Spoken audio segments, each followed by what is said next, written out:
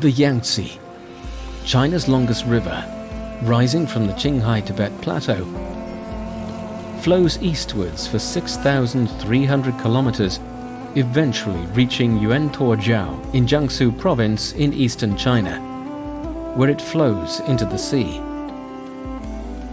A large amount of sediment carried by the Yangtze River has been deposited here due to the tides.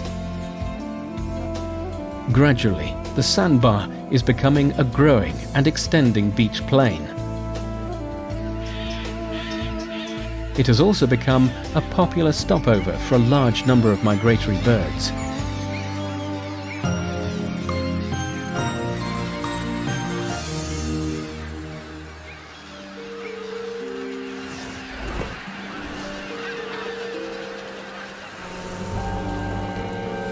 In the Yangtze River Delta to the north of Yuantuojiao, abundant rivers carry huge amounts of sediment to the sea. They also bring nutrients, piling up to form fertile coastlands and unique sandy ridges and sandbars. Around the coastline of the Yellow Sea in China, hundreds of kilometers of coastal wetlands and ecological zones have formed. Every spring and autumn, nearly 3 million migratory birds around the world stop here to replenish themselves.